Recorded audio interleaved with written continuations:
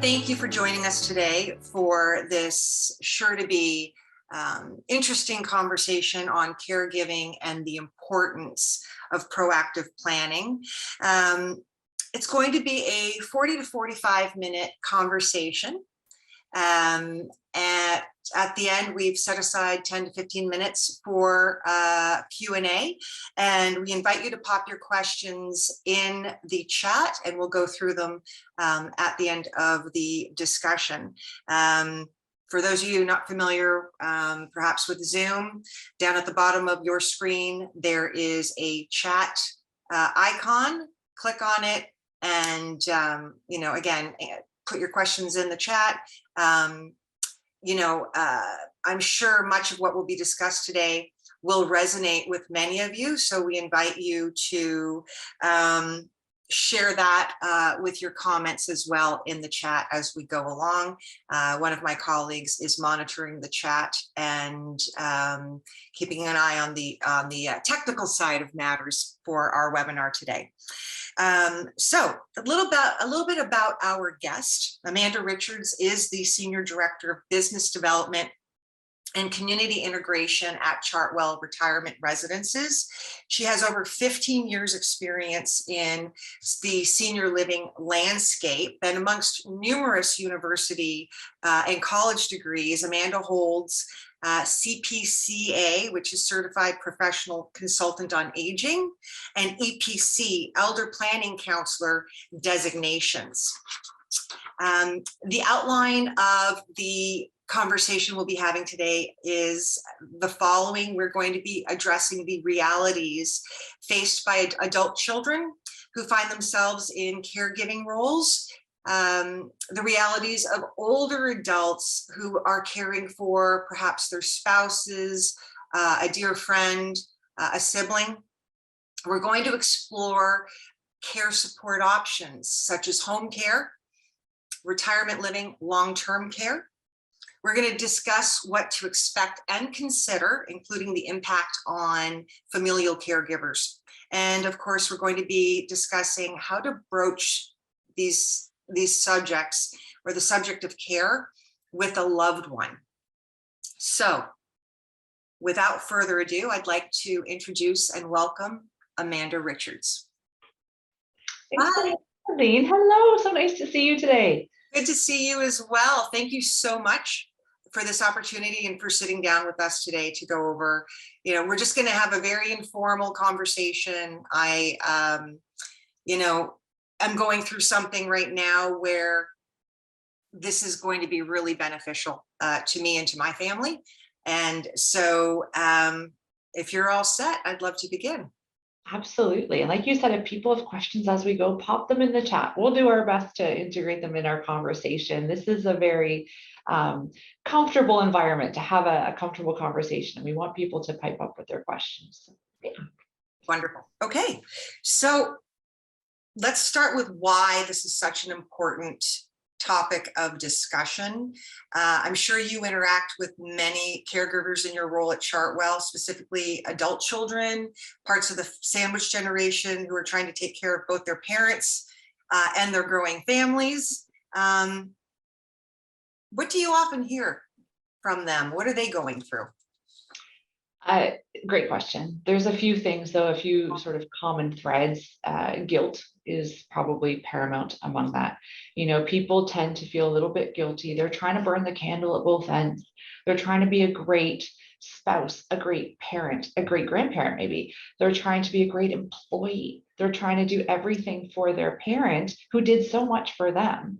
And they're trying to do everything for their children who are still highly dependent on them, even if they're, post-secondary or starting to leave the nest, or maybe have flocked back to the nest a little bit. So there's just there's this overwhelming sense of responsibility. And sometimes that's coupled with an overwhelming sense of guilt that they're not being the best at everything all the time. So I think that's one of the things. People are almost hesitant to sort of start reaching out and looking for resources. They feel guilty about even thinking that they should be, or that, they need to be looking at those things. They just, I think a lot of people think, well, everyone else goes through this, so what's so special about me and my circumstance? So that's one big part of it. The other thing I think that isn't talked about a lot is fear. I think there's a lot of people out there who are scared. Your parent or your loved one is going through some kind of a change. You know that stuff is changing. You know that life isn't what it was a little while ago, and that things are starting to be different, and that's scary, and that's okay to be scared. It's the reality of the situation, especially when there's changing health concerns or the evolution of a disease or an illness. It's perfectly normal to be scared of that, and I think it's okay to say out loud that it is scary. So those are some of the things that we hear, right? We hear people feeling burnt out, they're feeling guilty for feeling burnt out, and they're scared of sort of what is going on in their current reality. And they're tired, right? They're tired. It's stressful trying to coordinate, home care and doctor's appointments and then soccer practice and dinners. And I don't know about anybody else out there, but if I could give the task of planning the meals to someone else, I'll gladly cook them. But all of these things layer up and layer up and layer up. And that tends to be the reality of a caregiver today. Yeah, the whole self-care, Oh, and it's quite overwhelming. We don't know what we don't know. And from my own experience, and I don't know if other people do as well, but I really struggle watching my parent age yes. and, not be as strong as the strong woman I've known her to be my whole life. And I'm really uncomfortable with, or I don't want to accept, but I know I have to, where the dynamic between mom and daughter, where she's giving me advice and she's, guiding me, and I'm going to her for her input, has started to shift significantly. And I'm sort of like a little bit of the parent. And honestly, I don't want to be. Like, I want to be the daughter for the rest of my life, and obviously the rest of hers. And so it's for me, it's a little bit, well, look, I can't even say it. It makes me very uncomfortable. And so, I completely relate to everything you just said. And I'm glad I'm not alone, although sometimes I feel like I'm alone. Yeah. And then it's sad to know that we're not alone. In reality, this is just part of life's journey, right? What families go through. It really is. And I almost equate it to, for people who are joining us today who are parents, everyone says, you don't know what it's like to be a parent until you're a parent. And that is absolutely true. And you don't know what it's like to be in the situation as a caregiver until you're a caregiver. You can you think you might, but the feelings that you feel are all perfectly normal. It's just that you really don't know how you're going to react until you're in that situation. And it does change the dynamic. I think that's a really good point, Charlene. You want to have a mother-daughter relationship, not a caregiver-caregivee relationship with your parent. And that's something that's really important. Yeah, I agree. So enough about me. How about, I'm assuming you meet a lot of caregivers who are not the children, but maybe they're a spouse or a peer, a neighbor, someone, let's say spouse, for example. So how do their struggles or realities differ from, the child parent dynamic? It's kind of a nice little segue we had there, right? Talking about that relationship from parent and child changing to caregiver and recipient. And oftentimes what we hear, or what we tend to observe more than hear, because people aren't comfortable talking about it, but you get this sense that, spouses, the relationship changes from that of a romantic one to that of a caregiver and recipient one, and there can be some associated feeling of, again, resentment. It's not intentional, but do they start to resent their spouse because they need so much from them? And we all, you took an oath till death do you part. That's a really big responsibility if you're the person providing primary care for that individual. So you see the shift in the dynamic of the relationship between husbands and wives, shifting from that sort of enjoyable romantic time to that of more like the someone who's looking after someone else, providing care for them rather than enjoying time with them, is what I would say we see. Almost like a bit of a loss of a partner. Yeah, because even though your partner's in this together, the relationship has changed. The purpose of what you're doing together every day has changed. It's no longer about enjoying retirement together necessarily. Sometimes it becomes about just the basic needs of the everyday routines in life and helping that person, thrive every day, which again is it's wonderful that we have partners to do that. But it's really not the role of the partner necessarily to do that in all cases. So I think sometimes partners start to feel that sense of, a little bit of resentment. And then of course, guilt for feeling that way. Yeah. You feel guilty thinking that your spouse is a burden. Of course, they're not a burden, they're your spouse, but it's totally natural to feel that little sense of that loss of self when you're giving so much to someone else. And how do you balance that in a healthy way, in a healthy relationship? The same thing with friends. You think about friends who are platonic friendships, neighbors, or just great friends, and all of a sudden it shifts from this fun and mutually beneficial and reciprocal relationship to where one person is leaning on the other for more and more and more support, and it drains the battery of the person who's sort of providing the care, and can sometimes strip away a little bit of the enjoyment of the friendship, because again, not intentionally, but you get these feelings of sort of resentment or guilt or fear creeping in. To that, along that stream of friendship, and I've seen it with my mom's circles of friends. I mean, it was one of the reasons that contributed to me developing and creating Amintro, was because her circle of friends was getting smaller for a variety of reasons. One of the reasons I was seeing, and it's prevalent, across, I say globally, is that a spouse assumes the role of a caregiver to an ailing spouse or an aging spouse. And they can no longer comfortably go out themselves and socialize to the point. And it's not just socializing, but worry about getting to the grocery store and getting back in a quick period of time, not dallying to run those errands because you don't want to leave, or you cannot leave your spouse home alone for certain periods of time. And so that sort of caregiving spouse, their own personal lives and their social lives and their quality of life, is impacted, and it takes a toll on them as well, right? It's exhausting, right? If you've ever had to look after someone for a short period of time or a long period of time, I think about this in my own life right now. My mom just flew out west to spend some time with my brother who had back surgery. My brother is in his 30s. He's a young, fit guy. But she's been there for 6 weeks. She's exhausted. It's a lot of work when you're the primary caregiver for someone. So it doesn't necessarily have to be that it's, all the time to be exhausting.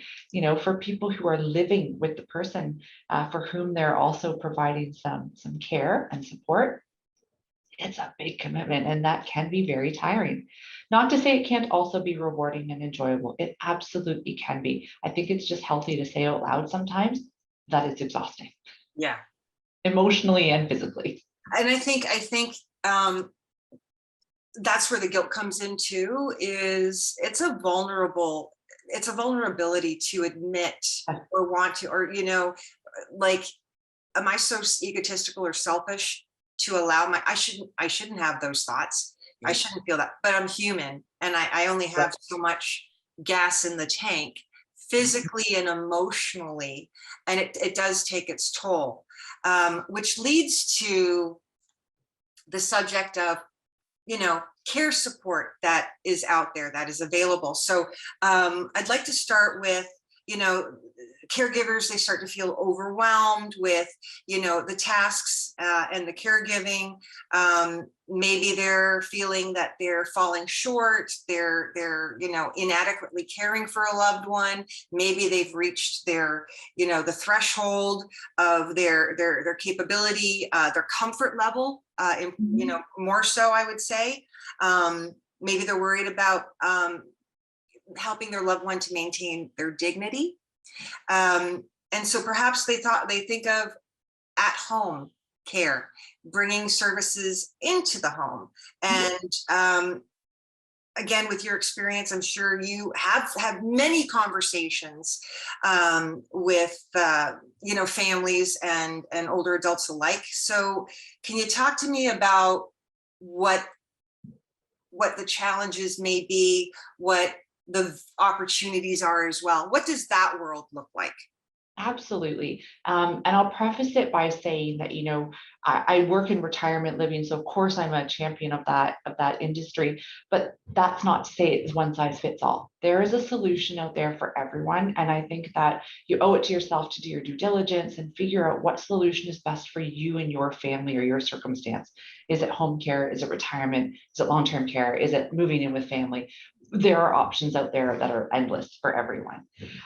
With home care in particular, we've got sort of this societal view in Canada that home care is part of our healthcare system, like long-term care. So it's free, it's included. Up to a certain extent, it can be. There are services that are provided through our provincial health systems that are subsidized and that are included. So investigate those. Home care also requires a lot of coordination, though. Right. So you have to be prepared, and you're taking that on as the caregiver to coordinate that. So if it's an option you're considering, you just need to make sure that it works with the schedule, that it works with the individual, that you have the services in place to deliver that when you need them. We live in a country of blizzards and, hurricanes on the other side of the coast and all kinds of things that are happening. So what are your contingency plans if your home care provider cannot get to the individual consistently or all the time if they're in the event of an emergency? So for people who are living with someone, I think that it is a great option, right? There's opportunity to sort of maintain routine and have someone come in. For individuals who live on their own, it's a little more complex to coordinate that. And so if you're caring for someone who's living on their own or with someone else who requires care and support services, and you're trying to coordinate services coming in, it can get a little bit more complex, right? Right. I think one of the other things to consider is that if your needs change over time, as those needs evolve and more acute care is required, so that, nursing care or constant support, especially if there's dementia or memory living situations involving that, it can get very expensive very quickly. And again, I don't think that's something that everyone's totally aware of. So make sure that you research your options there, because if you're looking at around the clock care or close to, and you're looking at having nursing services come in at, $45, $55, $65 an hour, 24 hours a day, that can get very expensive very quickly if you need to maintain that for a period of time. The other thing to consider is that, people in their homes, especially if they are on their own, need to have some kind of socialization, right? This is why I love Amintro so much, because, your organization saw a need for people who are not necessarily totally socially isolated, but especially those who are socially isolated, to be able to connect and to be able to engage and to be able to reap the health and wellness benefits of socialization. So that's a really important element to consider when you're thinking about, setting up home care for an individual or for individuals. They need to have some kind of social circle. If you've got lots and lots of people coming in all the time, or you're living in a busy household, or there are lots of opportunities to be social, then great. But if the home care is going to be the only individual that's coming into the home on a regular or semi-regular basis, and other than that, there's some opportunity for isolation, that's something to consider, something to watch out for. We know that social isolation is very dangerous, and we saw a lot of that during the pandemic. So just a couple things for food for thought. It's again, speaking from my own experiences, my family has explored that option, and there's so many factors that have to be reviewed, and it's a lot of homework. It is a lot of homework. It is a ton of homework. My desk is a disaster with, well, it's always a disaster with Amintro stuff, but that's the reality. Plus, on top of that, looking for resources and solutions to support my mom, right? And it is time consuming, and you definitely need to do your homework. And it's not just a consideration like what mom wants versus what mom needs versus what mom accepts versus what's available out there. Who you made a point about the cost factor, and I've noticed, and I've seen, or I've been told that many at-home care providers, and there's really amazing resources out there, but you have to, some of them or most of them, you have to book them, like you have to promise or guarantee a minimum X number of hours. Sure. Thing, right? So there's a lot to take in and a lot to consider. And yes, I refer to myself as my mom's executive assistant. And I work for my mom, and it is a lot to take in, and that's just one option. And that's just one option. One option, right? Yeah.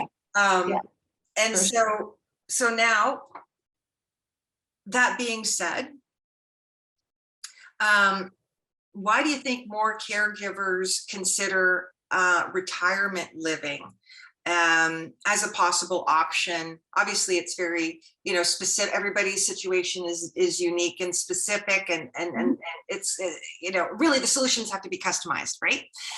So, but many people, that's exactly what they're doing. They're looking at the retirement living option.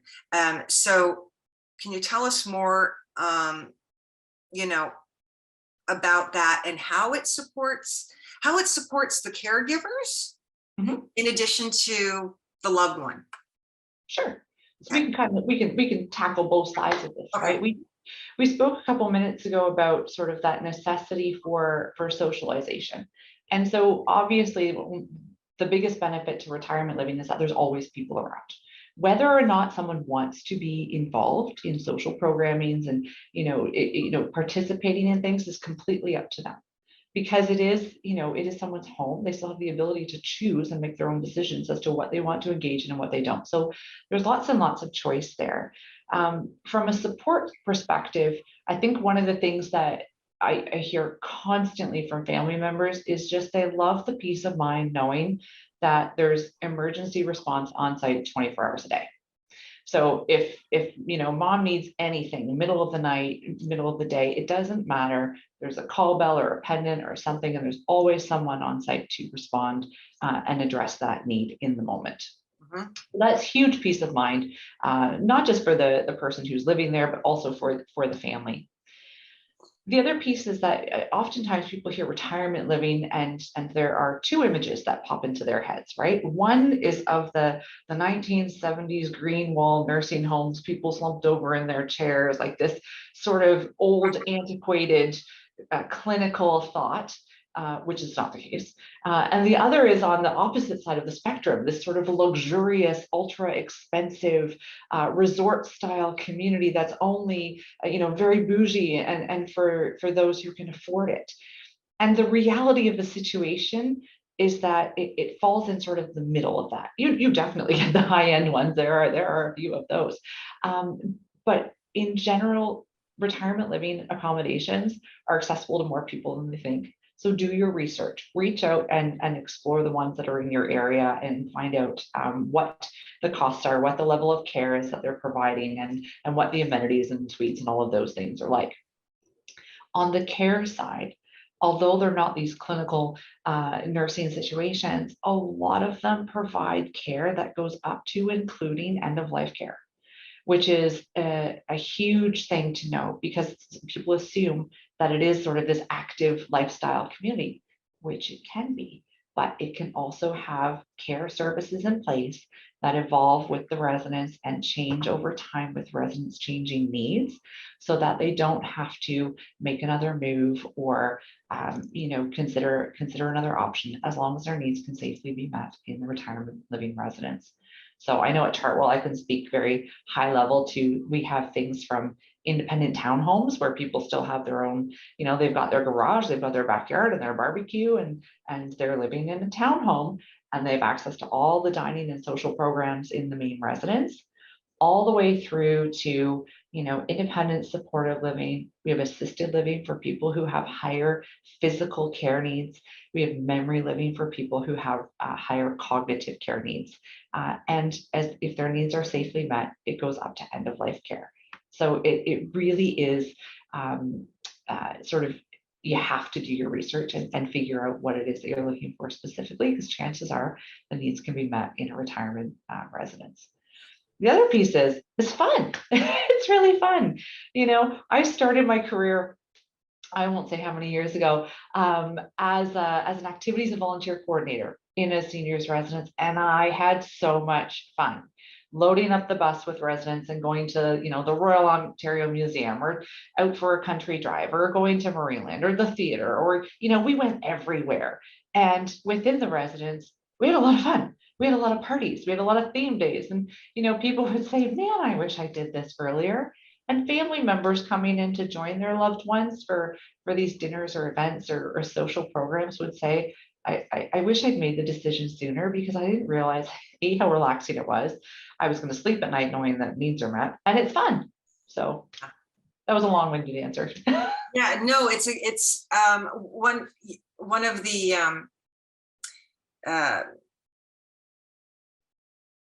cool things. That's such a professional way of stating it, but is that the you can kind of find a retirement residence that suits your needs, not just from your needs, but your background, your language, perhaps your lifestyle, and sort of like buying a vehicle, you can go and get a starter model all the way up to the top of the line if you so want, and everything in between. So just with home care services, the homework is there. Definitely do your research, educate yourself, Yeah. Ask the questions, do the tours, get the information, and really understand, going again, where that loved one's needs are at, where your own are, what are your own realities as a familial caregiver that's been put into that position, or has assumed that position, who knows for how long. When I have a question with regards to, and this comes up because friends of my mom, well, my parents back in the day, but my mom, husband has early stages of Parkinson's. He's Okay. still mobile, but we're seeing it. Okay. Sure. Wife is great, still feisty and very, very independent. And they're living at home, and she's starting to become more of a caregiver, and she's looking down the road to as this disease evolves. And she's already found their retirement community. She's done the homework, she's pounded the pavement. She wants to move in with him, so they're there together. So I'm just curious, do you see a lot of couples where there's maybe one has more needs than the other, saying, hey, we want a condo, if you will. Absolutely. It's probably the number one driver of couples moving into retirement residences is that one person has different needs than the other. Oftentimes it's associated with a diagnosis of, like you just provided an example of Parkinson's. We see this a lot with Alzheimer's as well, or, just various things that are changing over time. And a lot of people take advantage of the opportunity to move in together and live together in the same suite, or depending on the care needs of each individual, sometimes they'll live in different suites within the same building, but they're able to be together and not have to have, again, that the romantic relationship can resume, and the caregiver and recipient relationship can be left to the people who are working in the residence and helping them live their best life every day. So it's absolutely something that we see all the time. And it's wonderful when you see a couple move in where one person has been providing a lot of the support at home, to kind of watch their shoulders go down, and they get to sort of reinvigorate themselves with hobbies or interests, or spending quality time together, versus just sort of worrying about the everyday care needs. Yeah, I could see that. Mhm. I could see that. I'm just curious, before I go on to the next question, what kind of what do you hear from, like, the children when mom or dad is settled into retirement living and the lifestyle? I'm sure they're coming to you and your peers, and Mm. there's probably a lot of relief, a lot of comfort. Yeah, I mean, it's exactly that. It's wonderful, again, to see their shoulders go down and to have conversations. And so often I've been fortunate to be part of these transitions where an adult child will come to me a year later and say, my mom started painting again, or she's going out with her friends again, or she's knitting again, or dad is enjoying this activity that he used to do, and they just weren't making time for it, or they didn't have time for it when they were sort of surviving at Yeah, home. And now they're thriving because their needs are being met, and they're able to enjoy those things. So that, for me, is one of the most rewarding parts of working in this industry, and sort of seeing the impact that it can make, not just on the residents, but on the families. Knowing that they can sleep at night again, it's huge. It's huge. And I think the other piece that we didn't touch on when we talked about this earlier, but it just popped in my head because you mentioned, it's sort of like a luxury, a car. You can go from sort of one extreme to the other. You can also test drive it. And I don't think people realize that. You can try it out. Most retirement residences, Chartwell definitely does, allow you to book a short stay. So come and test it out, especially if you're thinking about a couple of different ones. Come stay for a couple weeks or a couple months and experience it. This is not an easy decision. And it's not a decision that you make quickly. It's one that requires a lot of research and time. And you want to make sure that where you're living is comfortable. So, inquire and book a short stay. Come and experience it. I think that's fantastic. Yeah. I didn't know that. I did not know that. So I just, I've learned quite a bit already from the conversation. I did not. That's really interesting. And that's a nice segue to my next question, which is, what sort of advice do you have for us on how to broach that subject, how to start the conversation with a loved one, one about maybe their needs have increased, and is it at home? Really, what about retirement living? Like, where do you go from, like, how do you do that? How do you start the conversation? When, what, how, why, Yeah, I think I have two answers for this one. So one is that, we sort of titled this session Proactive Planning. Yeah. So if you are in the very proactive stages, we highly recommend the 40-70 rule. When the adult children are in their 40s and parents are in their 70s, it is an ideal time to sit down and sort of figure out your game plan. And be transparent with your parents. You can make this fun. I know we are quickly approaching this with my parents. We did it with my grandparents, but we just have to sit down and say, listen, we're going to have a family conversation. We want to make sure that you are happy, your needs are met, you're safe, that we're not stepping on your toes. We're not assuming that we're going to be making decisions for you. We want to make decisions with you, but please help us understand your wishes so that we can do that together when the time comes.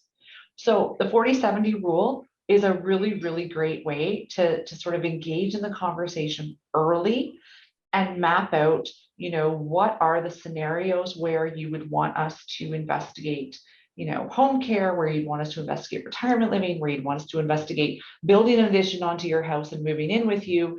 Whatever the situation is, understand the needs and take some time to understand the underlying needs. What is it that's most important? Is it most important that they maintain the family farm, homestead? They don't want to see that sold ever. They want it to remain in the family. Is it most important that they spend every single dime before they are at the end of their life and they want to, live life to the fullest? Do they want to leave a legacy? Do they want to have their care needs met at home? It's a big conversation to have, but it's a really important one. So if you have the luxury of time and you're in that group, then use that 40-70 rule.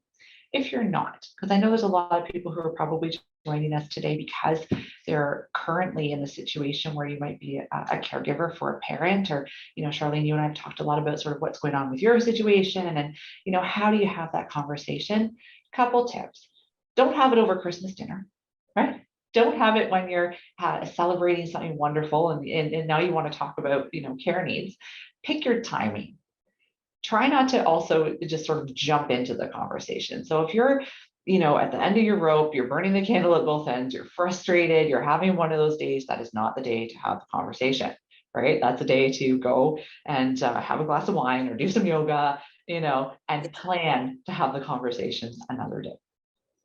It is a good idea to maybe do a little bit of research to sort of figure out what you want to talk about, but don't do all the research without involving your parent or your spouse or your loved one or whoever it is. We're not talking about making decisions for, right? We're talking about making decisions with an understanding. And so it's really important that when you're starting a conversation, you start it with, I want to understand how you would like to handle this, and sort of walk me through what you would like, and let's do it together, versus, okay, I've done all the research and here are your options. I mean, that's just not going to go over well in any situation.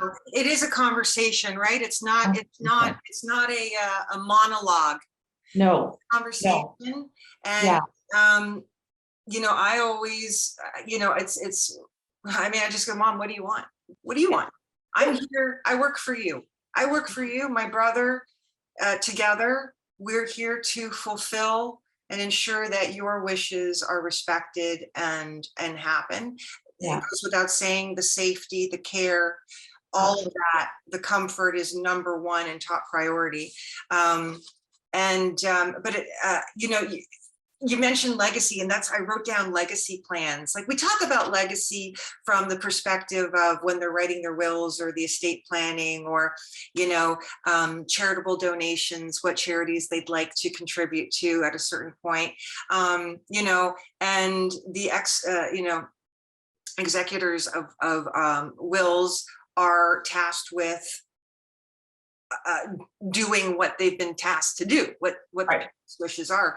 I think that, this is it's almost like it's, maybe people don't think about it, but it should be part of that legacy planning. Like, when you're doing, like, at the, if we're having a conversation about that sort of thing, it's a great opportunity to segue into, well, listen, while we're talking about that, and again, ideally when you're not in crisis. No. So that 40-70 rule is brilliant, because my mom and I fit in that category. I won't give you exactly where in the 40s, but no one can make, it's hard to make a really sound decision when, you're in crisis mode, emotions are elevated. I've had a few instances where it's panic and trying to just control myself. And what comes out of my mouth, is challenging. So, but I don't think that there should be no fear in having these conversations. It's like, you get to have this, you get to have choices. This is part of, part of life. Like, Yeah, and we have to sometimes recognize, I mean, my parents are stubborn, let's say, and that's okay. It's important though that you're honest, and you're honest about challenges you're having currently or challenges that you anticipate in the future. Mhm. That's a piece of it as well, right? Because if someone says, no, no, no, I don't want anything, I don't want to think about it, I don't want to plan it, okay, that's fair, and then we'll listen to that. But at the same time, I need you to understand, here are some challenges that I'm having, and here's what I'm anticipating down the road. And so in the event that these challenges sort of start to take over, what is our plan? Because to your point, making a decision in a crisis is, I mean, way more stressful. And then you're not necessarily going to sort of get what you had hoped for. You have to make these decisions proactively. Yeah. But I think honestly, that's one of the key takeaways, is planning, goal setting 101 type thing, right? Exactly. I bet you get a lot of calls where their needs are imminent, like they needed it yesterday. Mm. Probably more so than the ones that are pre-planning or yeah. It's very rare that someone picks up the phone and calls us and says, okay, I'm ready to move to retirement living today. Can I move in tomorrow? I mean, that just doesn't happen. People generally call because they're in a crisis, or because they've noticed something and they recognize that they need to make a change. We tend to see a spike in our people reaching out to us right after they've spent time with families. So right after Thanksgiving, right after Christmas, people go home, they see mom and dad or spend some time with a family member or a friend, and all of a sudden realize that the living situation just isn't as ideal as they thought it might have been. So we do tend to see spikes then. My recommendation, of course, is, we want to avoid making decisions in crisis mode because, as we mentioned, you're stressed, you don't have the luxury of choice or time. We get a lot of people who call us because a loved one is in the hospital and they're not able to go home. They're not able to be discharged back to their home, and they need to make a decision right now as to where they're going to go, how their care needs are going to be met. And so now you're sort of scrambling, trying to find somewhere that's available, that's going to suit their needs, that they're going to like, that's going to meet their budget requirements, that's going to meet their pet requirements, depending on what they're doing. And so that's adding stress to an already very stressful situation, right? So that, I would say, yes, we hear it all the time. And the one piece of advice is, do some proactive planning. It's so important.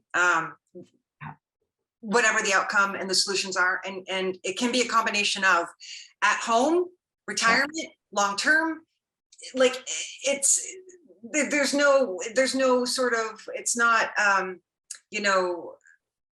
they're just customizable to the family's needs type thing. And I love that, granted, you're coming from obviously Chartwell, but we're talking about, look, at-home care, absolutely plays an important role. It needs to be considered. There's a lot of factors that have to be considered, regardless of the routes you go and take, right? I can't believe we're coming up to our Q&A. So I'm just going to quickly, before we segue into that, can you summarize 5 takeaways for our attendees today? Sure. I would say the first is recognize the situation. Recognize fully the situation. Be honest with yourself, and be honest with the caregivers and people in your circle, and sort of understand what's going on and what do I think is going to happen in the future. Right? Because that's sort of, and it's okay to have those thoughts that, it's scary and I feel guilty about it, but it's okay. So you just need to recognize the situation for what it is. The second is, if you have the luxury of it, the 40-70 rule. When you're in your 40s and your parent or loved one is in their 70s is the ideal time, because, if you were to ask me today what I want in my end of life or retirement years, I can't answer that question. I'm not close enough to it. You need to have that conversation at that time. Do your research. Visit places, ask questions, understand your options, understand your budget, sort of put together your plan for, if this happens, then this is where I want to go, or these are the services I want to investigate, right? But put together your plan, do all of your homework while you have the luxury of time to do it thoroughly and properly. Have the conversation before you're in crisis mode. If nothing else, have the conversation as soon as you can with a caregiver and caregiving, because you want to make sure that should something happen imminently, you're not forced to sort of scramble. So having those conversations in advance is key. And then finally, what I would say is that the wishes of an individual need to drive the decisions, right? So we need to be able to accommodate whatever is important to each individual in the care environment, be that at home, be that with family, retirement living, long-term care, wherever they are, we need to accommodate their wishes there. So it has to factor into the conversation and the decision making. Thank you. Fantastic. I am going to transition. I'm going to share my slide really quickly and briefly, and then we're going to look at chats. Please, if you have any questions, if you have any feedback, put them in the chat. This is just going to go up briefly. So if you want to do your research and ideally part of the planning phase, these are ways to reach out and get information, maybe do obviously a visit, a tour, a short-term test run, if you will, at Chartwell. And I know from experience, the team at the various Chartwell locations, they're just, it's a phenomenal organization of people that really, truly care. And they're a great resource of information, and quite frankly, unbiased information, which I really appreciate. I've come to Amanda on a number of occasions for my own personal, questions. And my mom lives in Florida. So it's not like, so I just wanted to just share that. I'm going to stop sharing. If we'll put it in the chat as well. That being said, I'm going to go look at the chat and see if we have any questions. And while you're doing that, Charlene, I'll just share, sort of to piggyback on what you were saying.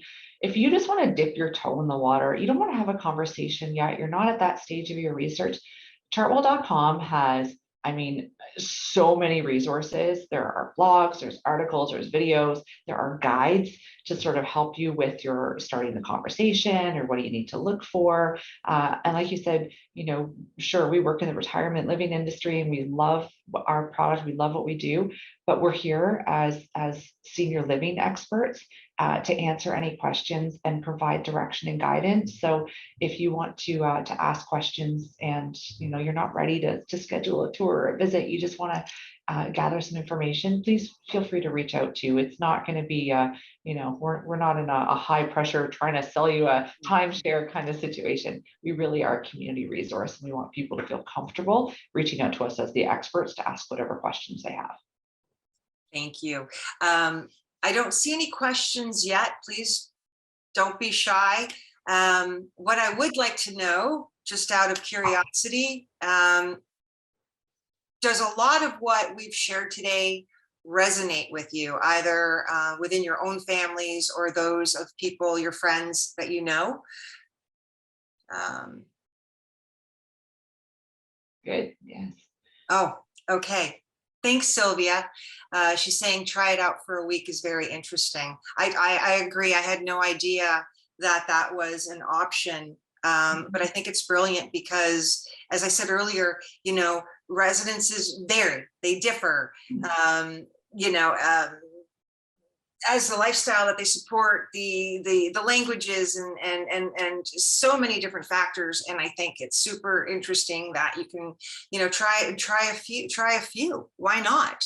and see what feels like home. It's like buying a home or moving into, well, it is. It's like moving into a new neighborhood and community. You know, you want to check it out. You want to get a feel for the houses on the block, what cars are in the driveway. You know, it's very similar. And I love, you know, it's residences. And I think about, you know, you're talking about the social component is huge. Like I went to university and I lived in res my first year because I, you know, came from Florida and moved to Toronto and I didn't know anybody. And so it was the decision to move into residence because it would give me an opportunity to socialize and connect and make friends, which, you know, have become lifelong friends as a result. And that's because I went into res. I wasn't renting an apartment by myself and commuting,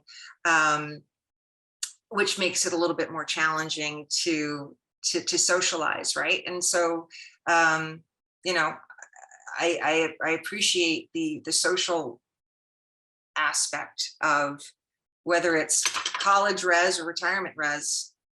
It's a great benefit. Let's see, Luvana, I love the 40-70 rule. I wish I'd done that. As parents get older, the difficult conversations become even more difficult. Great tips from Amanda. Thank you. Yeah, I agree. I'd never heard of I learned so much today. Which is why we do these, right? Because whether it's the adult child or that's looking for resources and supports, or it's a peer or an older adult that's, you know, looking down the road type thing, it's important to have this information and to understand. You know, I've spoken with a lot of adult children. I've done a lot of you know, one-on-one conversations, and they know something's coming when it comes to an aging parent. Yeah. They know the inevitable. They have no clue what it's going to be and when it's going to be. And you talked about fear. It is a huge emotion. It is very scary. And so going back to the importance of being proactive and proactive planning, you can't say it enough. And I'm sure, you know, I'm going to volunteer, Amanda, Chartwell, if families are struggling with how to get the ball rolling on that conversation, because, you know, there's probably a lot of different family dynamics. Maybe there's siblings involved that are on board or not on board, or, you know, not facing reality, or don't, you know, they're worried that if we bring that up, it's going to foreshadow, it's going to, you know, make something, you know, real. I'm sure that the resources at Chartwell and your consultants and so forth could help with, you know, here are 2 questions, or here's here's one sentence, one open-ended question for those that come from marketing or sales background. There's the close-ended and the open-ended questions. We want to go for the open-ended, which leads to a conversation versus a yes or no answer. Yeah, absolutely. You know, like I said, you can browse our resources at your leisure. You can reach out to us if you have questions. We are here to guide and support and help you with this proactive conversation or reactive conversation, quite frankly, because that's usually what we're hearing. And trust me, we've heard it all, and we're well equipped to answer your questions or your concerns. And just rest assured that you're not alone in this. You know, this is what we do every single day. So for every family that's thinking, oh my gosh, this is so hard, or I don't know what to do, I don't know where to go, I don't know where to start, you know, I think it's peace of mind knowing that this is what we do every day. So we're here to walk you through the process and truly, you know, hold your hand and walk you through the process. We're not going to run ahead. You know, you've got a resource in us that you can count on anytime. Fantastic. Wonderful. Well, listen, we're at 12:55. I want to thank you specifically for your time, for sharing your experiences with us this afternoon, and for all that joined us as well. Really appreciate you spending your lunch hour with us. For most, the cameras were off, so I hope you were having a good lunch off camera, and maybe a coffee, which I'm going to go and have in a split second. For more information, if you'd like to reach out at your leisure, at your convenience, share this information with a friend, by all means, it's in the chat. And we will be posting the recording of this webinar on Amintro's YouTube channel and following up with an email with the link. So if you would like to revert back to it or share it with family or friends, you'll be able to do so. So without further, hope you all have a wonderful afternoon, and thank you again for joining us today. Take care. Thank you so much for having me, Charlene. Take care, everyone. Bye-bye.